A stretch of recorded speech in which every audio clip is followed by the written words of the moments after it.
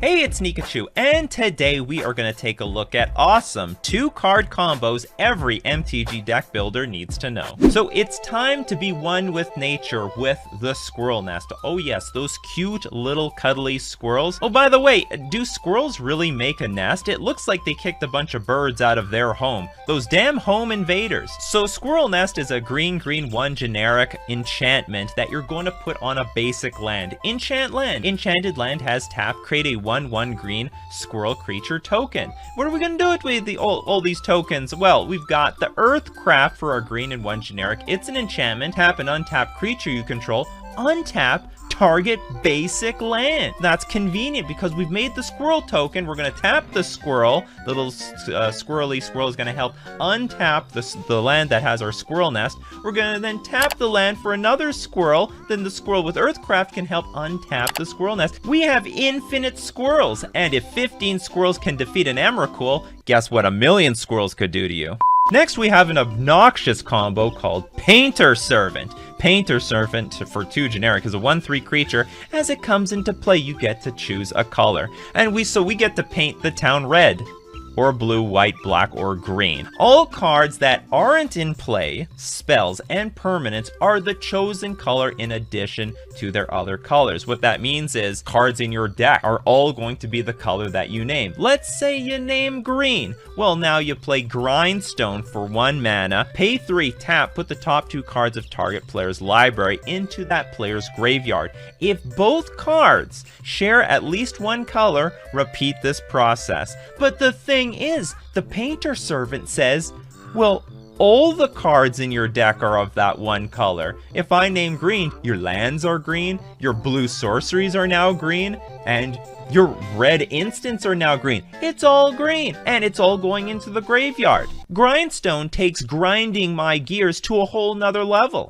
Now moving on to the standard all-star Felidar Guardian. For 1 white 3 generic, you got a 1/4 kitty, a kitty beast. When Felidar Guardian enters the battlefield, you may exile another target permanent you control, then return that card to the battlefield under its owner's control. Great value. Blink whatever you want, reset it, get more advantage. How are we going to take advantage of this cat? Well, we've got the crazy cat lady, Saheeli Rai. Why is that? Because for 1 red, a blue, and 1 generic, we got Planeswalker with this ability, -2, create a token that's a copy of target artifact or creature you control, except it's an artifact in addition to its other types. That token gains haste. Exile it at the beginning of the next end step. With haste, that means it can attack, but the deal is you are going to target your Felidar Guardian. Felidar Guardian, gonna make a token onto the battlefield. You get, when it enters the battlefield, exile another target permanent. Well, it so happens Planeswalkers are permanents, so you blink your Saheeli Rai,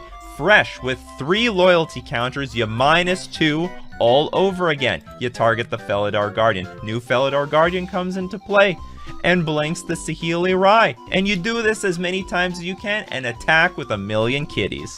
Heliod Suncrowned has seen the light and now has become a 2-card combo king. This is a legendary enchantment god, which means it's very difficult to kill because it has indestructible. For 1 white 2 generic, we got a 5/5 creature. But the deal is this: whenever you gain life, put a +1/+1 counter on target creature or enchantment you control. Oh, by the way, we can give things lifelink, because for 1 white and 1 generic, target creature gets lifelink until end of turn. Now, there are several ways that we can combo with this card. The most obnoxious one is Walking Ballista. Walking Ballista is cast for XX. So if you pay 4 mana for Walking Ballista, it's going to enter the battlefield with 2 counters on it. But this is a super cheesy way to win the game. Let me explain. We're going to use Heliod Suncrowned to give the Walking Ballista lifelink. Now what that ends up happening and how a lifelink works is whenever the creature deals damage, you're gonna gain life. And that's what's gonna happen with Walking Ballista. Remove a +1/+1 counter from Walking Ballista. It deals 1 damage to any target.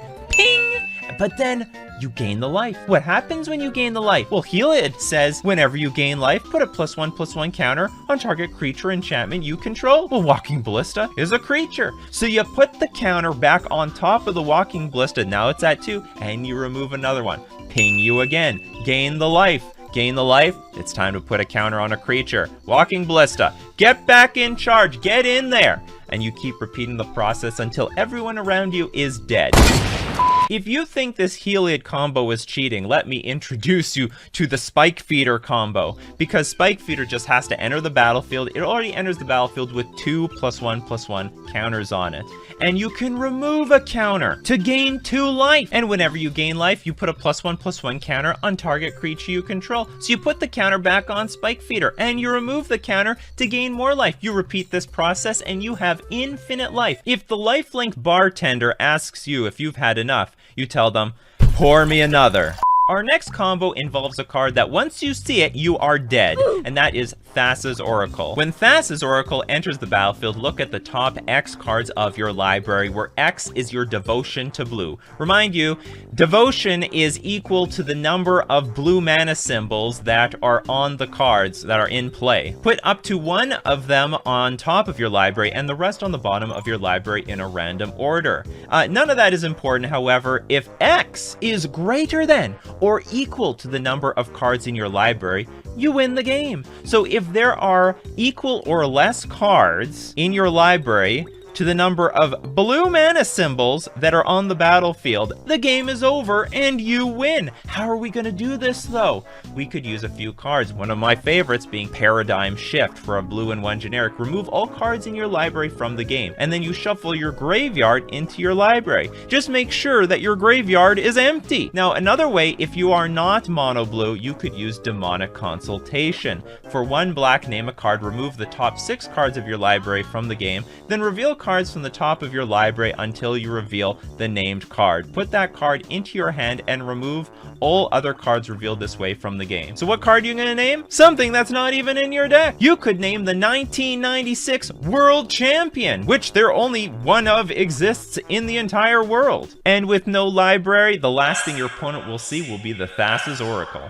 This next combo is jank, but you can take it to the bank. We got Stuffy Doll. I mean, who doesn't love a 5 mana indestructible 0/1 creature and then killing someone with it? As Stuffy Doll enters the battlefield, choose a player. I'm so sorry that I'm going to choose you. Whenever Stuffy Doll is dealt damage, it deals that much damage to the chosen player. Now, you can tap, Stuffy Doll deals 1 damage to itself. But that's a bit too slow. Can we not speed this up? And that is why we've got the Guilty Conscience. Don't feel too guilty though, it's just a game. For 1 white, whenever enchanted creature deals damage, Guilty Conscience deals that much damage to enchanted creature. So what happens is the Stuffy Doll will deal 1 damage to itself, and whenever Stuffy Doll is dealt damage, it's going to deal that much damage to the player. But then this is what happens. The Guilty Conscience comes in, and he's so guilty, deals 1 damage to himself, which means you're going to deal a damage to a player, which makes him guilty, deals damage to himself, and then to the player again. But the Stuffy Doll is indestructible. It's just a stupid doll, but you're not indestructible. You're dead. We have Mindslaver, a 6 mana artifact. You can pay for, tap, sacrifice Mindslaver. You control target player during that player's next turn. You can do anything. You draw their card, you can destroy their creatures, make them attack into your creatures, tap all their lands, waste their resources. You control everything. You control their mind. Now, your Mindslaver is sacrificed, so how we're going to loop this over and over again, we're going to use a card called Academy Runes. It's a legendary land, and for 1 blue and 1 generic, we tap it, put target artifact card from our graveyard on top of our library. Now, you got to do this at your upkeep. That is a moment in the turn before you draw your cards. So you, at your upkeep, put the Mindslaver back on top of your deck with the Academy Runes, then draw the Mindslaver, and hopefully if you have enough mana, you're going to need enough mana for this combo. Brush up on your infinite mana combos, kids, and you will have the Mindslaver lock. This next combo is the most obnoxious, dumbest combo I've ever heard in my life. It is the World Gorger Dragon combo. World Gorger Dragon is this stupid dragon. When it enters the battlefield, exile all other permanents you control. When World Gorger Dragon leaves the battlefield, return the exiled cards to the battlefield under its owner's control. And now comes the most loose definition of a combo. We're gonna play Animate Dead on this thing. Now, Animate Dead itself has a lot of words on it. For a black and 1 generic, it is a weird enchantment aura where you get to enchant a creature card in the graveyard. How often does that even happen? When Animate Dead enters the battlefield, If it's on the battlefield, it loses enchant creature in a graveyard and gains enchant creature put on the battlefield with Animate Dead. Return enchanted creature card to the battlefield under your control and attach Animate Dead to it. When Animate Dead leaves the battlefield, that creature's controller sacrifices it. Enchanted creature gets -1/-0. So what on earth is supposed to happen here? We play the Animate Dead, we bring the World Gorger Dragon back into play. World Gorger Dragon says enters the battlefield, exile all other permanents you control. Well, that's weird. Animate Dead is a permanent, so we gotta lose the Animate Dead. So we lose the Animate Dead. World Gorger Dragon dies now because it doesn't have anything on it. So World Gorger Dragon leaves the battlefield. Return all the exiled cards to the battlefield under its owner's control. Now what got exiled? Animate Dead. Animate Dead returns to the battlefield and also brings back the World Gorger Dragon. It was sacrificed. It's in the graveyard. Now it gets to come back. But then you exile all the permanents again. Where does this go? This goes absolutely nowhere. If you have no way of winning the game through this loop, it just goes on and on and on and on and on and on and on. Ideally, there's some activated ability on the battlefield that you can go infinite with. Technically, you get infinite mana because you can float all your mana with your lands. World Gorger Dragon then exiles all the lands and will bring them back over and over and over again. But what can you do with infinite mana? Let me know how you would win with World Gorger Dragon in the comments section below.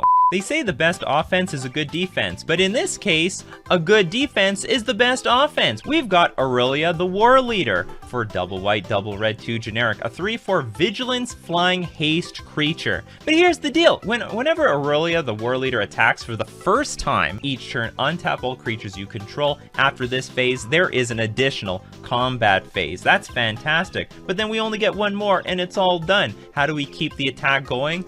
With none other than Helm of the Host. For 4 mana, you've got a legendary equipment. Equip for 5, and at the beginning of combat on your turn, create a token that's a copy of equipped creature, except the token isn't legendary. If equipped creature is legendary, that token gains haste. Fantastic. Now, Aurelia is legendary, but we're going to get a token of it. Normally they'd be sacrificed if they're legendary, but not in this case. And because that is going to be a new Aurelia, the War Leader, when it attacks, you're going to get an additional combat step after that.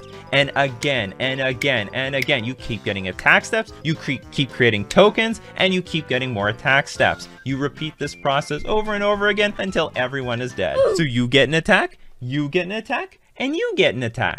This next combo is for all the sick mill players out there. We've got Helm of Obedience. It's a 4 mana artifact. You pay 1, X tap. Target opponent puts cards from the top of his or her library into his or her graveyard until a creature card or X cards are put into that graveyard this way. Whichever comes first. If a creature card is put into the graveyard this way, sacrifice Helm of Obedience and put that card into play under your control. X can't be 0. Here's the deal. We don't intend on putting anything in that graveyard thanks to Rest in Peace. This is such a simple combo. A white 1 generic enchantment. When Rest in Peace enters the battlefield, exile all cards from all graveyards. But from there on out, if a card or token would be put into a graveyard from anywhere, exile it instead. Nothing is going to rest in peace. Helm of Obedience will continuously try to put cards into the graveyard, continue to fail until you have no more cards left in your deck.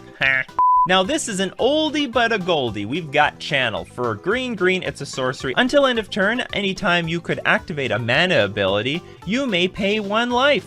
If you do, add 1 colorless to your mana pool. What are we going to do with all that life that we have? We're going to reduce ourselves straight to 1 to cast our Fireball. For 1 red and X, Fireball deals X damage divided evenly, rounded down amongst any number of target creatures and or players. Fireball costs 1 more to cast for each target beyond the first. Well, the deal is, we'll pay a red, we'll pay 1 generic, and then we'll pay 19 life to deal you 20 damage. This was the OG combo back in 1993. This combo divided people between people who would win on turn 8 and people who would win on turn 1. And if any of these combos are right for you, don't forget you can get them all at FusionGamingOnline.com, today's sponsor. They have a huge inventory of singles for Pokemon, Yu-Gi-Oh!, Flesh and Blood, and Magic the Gathering. Don't forget to use coupon code Nikachu at checkout, supports the channel and gets you 5% off all your purchases. Well, that's my video for today. Which of these combos were your favorite? Let me know in the comments section below. Also, let me know any combos I might have missed. Smash like for that 1-2 punch, and don't forget to subscribe to my channel,